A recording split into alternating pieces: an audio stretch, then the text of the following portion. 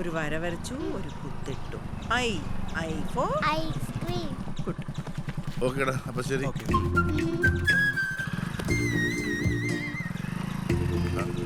എടി മോളെ, ഇതിന്റെ അച്ഛൻ മോളെ അവിടെ നിൽക്കാൻ പറയണേ. ഇന്നേ ഞങ്ങളുടെ വെഡിങ് ആനിവേഴ്സറി അറിയാ. Happy wedding anniversary. അച്ഛമ്മ അമ്പലത്തിൽ പോയില്ലെങ്കിലും ഞാൻ അമ്പലത്തിൽ പോയി വഴിപാടൊക്കെ കഴിച്ചു. ഇന്നാ പ്രസാദം കൊണ്ടുപോയി കൊടുത്തു നോക്കേ, മേടിക്കുമെന്നറിയില്ല. എനിക്കെങ്ങും വേണ്ട. ഓ എന്നതാ ഞാൻ കമ്മ്യൂണിസ്റ്റുകാരി, എനിക്കൊന്നും വിശ്വാസമില്ല. അങ്ങനെയൊന്നും അറിയത്തില്ലാത്ത പോലെ. അച്ഛന്റെ പെൻഷൻ വാങ്ങാം, അച്ഛൻ കൊണ്ടുവന്ന പ്രസാദം വാങ്ങാൻ പറ്റത്തില്ല. ഇവിടെ തന്നെ നീ എന്നെ ഇത് മേടിക്കും കേട്ടോ. പെൻഷനേ എന്റെ അവകാശമാ, അത് ഞാൻ വാങ്ങിക്കും. അതുപോലാണോ ഇത്? വെഡിങ് ആനിവേഴ്സറി കരുതിന് വേണ്ട ഞാൻ ആചരിക്കാൻ പോകുന്നത്. അത് ശരി. എടി അച്ഛൻ ചായ എടുക്ക്. വേണ്ട മോളെ, ഞാൻ കുടിച്ചതാ. ഇന്നത്തെ പേപ്പറല്ലേ ഇത്? അച്ഛൻ ഇന്ന് ഇവിടുന്നുണ്ടാവേ. പൈലപ്പൻ ചേട്ടനെ വിളിച്ചോ, സച്ചിയോടും ഗായത്രിയോടും ഞാൻ വരാൻ പറയാം. നിന്റെ അമ്മായിമ്മ വെച്ച് വിളമ്പി തരുമെങ്കിൽ ഞാൻ ഉണ്ണാം. വേണമെങ്കിൽ ഞാൻ അങ്ങോട്ട് കൊടുത്തു വിടാം വെച്ചുണ്ടാക്കി. അതിന് ഇവിടെ ആരുടെയും മോചാരം വേണ്ട. നീ സിതാര മോളെ അങ്ങോട്ട് പോരെ, നമുക്ക് അവിടെ നിന്നുണ്ടാ. നിന്റെ അമ്മ വരുമെങ്കിൽ അവളെ കൂട്ടിക്കോ. സഖാവേ പോയാലോ? ഞാനൊക്കെ വരികയില്ല. എടാ എന്നാ നിങ്ങൾ അവിടെ നിന്ന് പോയി ഞാൻ കുറച്ച് പായസം തന്നു വിടാം. അത് ചിലപ്പോ കുടിക്കുമായിരിക്കും. അച്ഛമ്മ അതേ കറുത്ത തുണി എന്നാ കരിങ്ങോടി കേട്ടാൻ അച്ഛമ്മ പറഞ്ഞില്ലേ?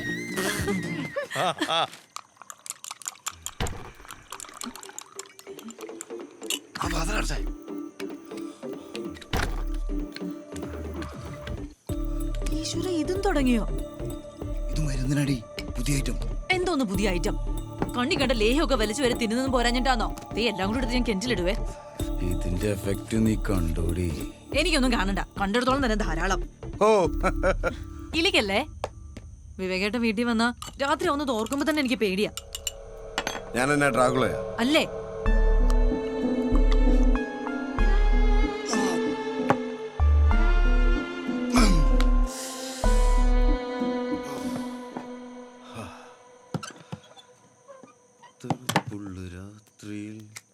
വിവേകേട്ടാ, എനിക്ക് മതിയായി ഈ പരിപാടി. 5-6 കൊല്ലായി. എനിക്കിത് സഹിക്കാൻ വയ്യ. ദേഹം മുഴുവൻ നീറ്റലാ. ഇത് ഒരു തരം മാനസിക രോഗ. ഇതിന് ചികിത്സിക്കാ വേണ്ടത്. അത് പറഞ്ഞ് കേൾക്കത്തില്ലല്ലോ. നീ എന്നെ മാനസിക രോഗിയാക്കി അല്ലേ? ഞാൻ മാനസിക രോഗി ഉള്ളതാ. ഇത് പിന്നെ വേറെ എന്നാ? എനിക്ക് സാറ്റിസ്ഫാക്ഷൻ കിട്ടാൻ ഞാൻ അങ്ങനെ പലതും ചെയ്യും. അതെന്റെ ഇഷ്ടം. ബാക്കിയുള്ളവർക്കുണ്ട് ഈ സാറ്റിസ്ഫാക്ഷൻ. ഉണ്ടോ? എന്നിട്ട് എന്നാ ചെയ്തോ പറയാ? എന്നാ പറയാ? നീ എന്റെ ഭാര്യയോ? അതിന് അനുസരിക്കണം. അനുസരിക്കണ്ടേ? മനസ്സില്ല. തമാശകളാ.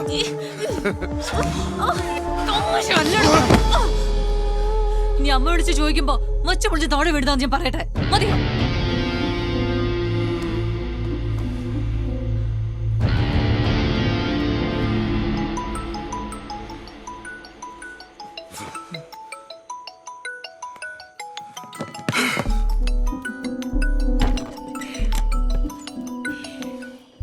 വീട്ടിലേക്ക് പോന്നാ വിളിക്കരുത് ഞാൻ നിന്നോട് പറഞ്ഞിട്ടുള്ളതല്ലേ? മമ്മ മരിച്ചു.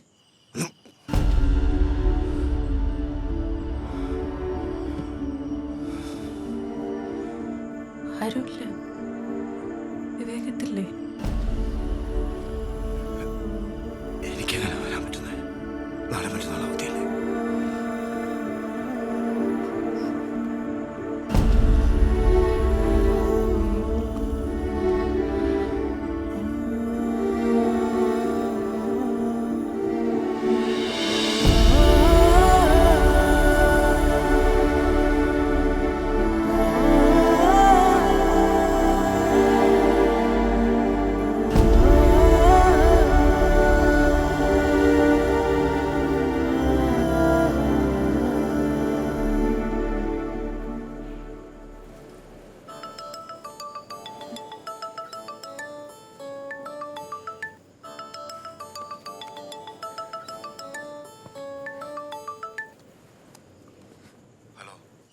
ഇനി വിഷമിച്ചിട്ട് കാര്യമില്ലല്ലോ.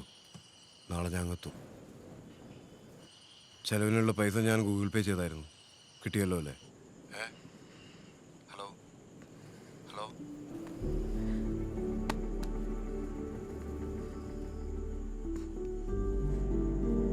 നമ്മൾ പുറത്ത് കാണുന്ന ആളല്ല മോളെ അയാള്.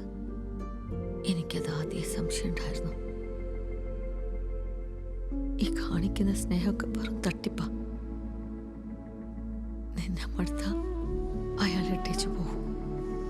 അതാ എന്റെ പേടി.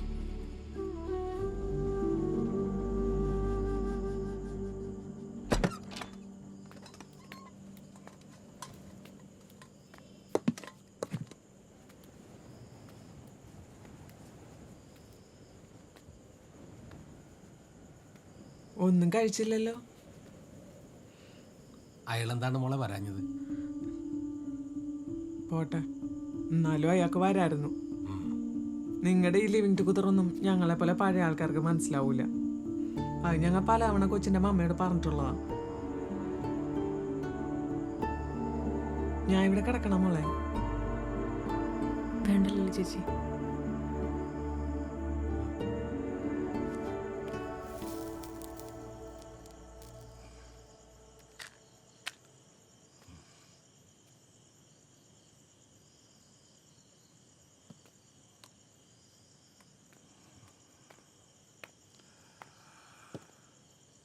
സോറി, വരാനൊത്തില്ല.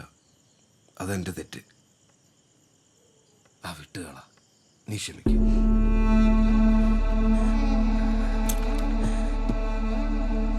ഫുഡ് ഞാൻ ഉണ്ടാക്കാം. ഈ മൂടൊക്കെ ഒന്ന് മാറട്ടെ. ചെന്ന് കുളിച്ച് ഫ്രഷ് ആയിട്ട് വാ. കുളിച്ചിട്ട് ഫ്രഷ് ആയിട്ട് പെർഫ്യൂം അടിക്കണം, എന്നിട്ട് കിടന്നു തരണോ അല്ലേ? അല്ലേ? എന്നതൊക്കെയുടെ പറയുന്നത്? മമ്മ മരിച്ചേക്കുന്ന അവസ്ഥയില് ഞാൻ അങ്ങനെയൊക്കെ പറയൂ? അങ്ങനെയൊക്കെ ചെയ്യൂ? വേണ്ട, അഭിനയിക്കണ്ട. ഏത് മൂഡിലായാലും ദേഷ്യപ്പെടുന്നതും ഒച്ചയുണ്ടാക്കുന്നതും എനിക്കിഷ്ടമല്ല. അതറിയാമല്ലോ മോൾക്ക്. ഒന്ന് പോയി തരാവോ? അങ്ങനെ പറഞ്ഞാലോ? ഇത് കഴിക്കും, ഒന്ന് കൂളാവട്ടെ.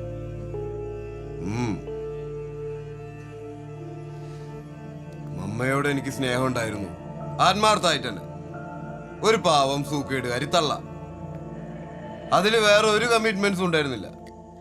പക്ഷെ മോളോട് അങ്ങനെയാണോ? നിന്റെ ചെലവുകൾ, മമ്മയുടെ സർജറിക്കും ചികിത്സയ്ക്കുമുള്ള പണം, പിന്നെ ബാങ്കുകാരും കടക്കാരും മോളെ ശല്യം ചെയ്തപ്പോ തന്ന പ്രൊട്ടക്ഷൻ, എല്ലാത്തിനും കണക്കുള്ളതല്ലേ? അപ്പോ സ്നേഹവും സെക്സും ഒക്കെ പലിശ ചേർത്ത് ഞാൻ അങ്ങ് പീഡിച്ചു. കാലമില്ലാത്ത എതിർപ്പ് ഇനി വേണ്ട, മനസ്സിലായോ? അവിടെ അവളും ഇപ്പൊ ഇവിടെ നീയും. സമ്മതിക്കത്തില്ല രണ്ടിനെ ഞാൻ.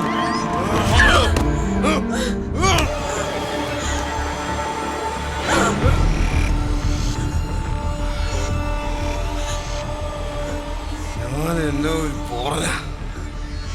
അമ്മ മരിച്ച് 16 അടി എന്തെങ്കിലും കഴിയണ്ടേ?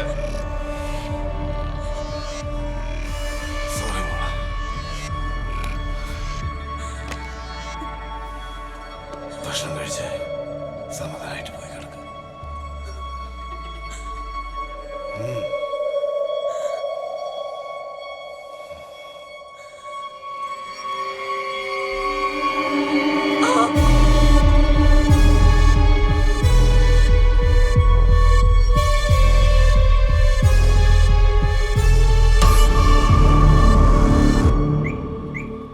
മിഥുനെ, ആ വിവേകാനന്ദനല്ലേ ഇത്?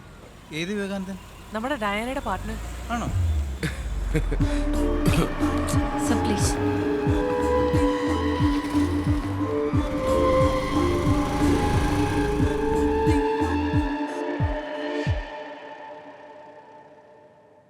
ഇത് അയാളുടെ പുതിയ ഇരയാവാനാ സാധ്യത. കുറച്ച് ഡീറ്റെയിൽസ് കിട്ടിയിട്ടുണ്ട്. ബ്യൂട്ടീഷ്യനാ. ഇയാൾ ആ പാർലറിന്റെ പരിസരത്ത് കറങ്ങി നടക്കുന്നുണ്ടെന്ന് മുമ്പിലുള്ള ഷോപ്പുകാരൻ പറഞ്ഞു. ഇവൻ ശരിക്കൊരു പെർവേർട്ടഡ് വുമണൈസർ തന്നെയാ. എന്തേലും ആവട്ടെ, എനിക്കകം മടുത്തിരിക്കുക.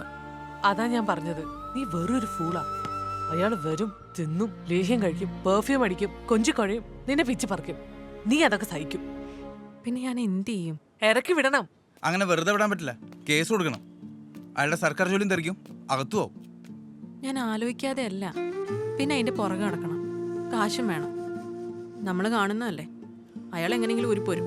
പിന്നെ എത്ര കാലം എന്ന് വെച്ചാൽ അതൊക്കെ സഹിക്കുക? ഇതിനൊരു അവസാനം വേണ്ടേ?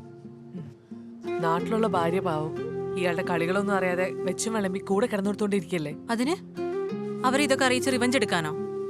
അതൊരു തരം ചീപ്പ് ഇടപാടാ. അതിന് ഞാനില്ല. അയ്യോ അതല്ല, ബെഡില് നിന്റെ അതേ അവസ്ഥയിൽ തന്നെ ആയിരിക്കില്ലേ അവരും.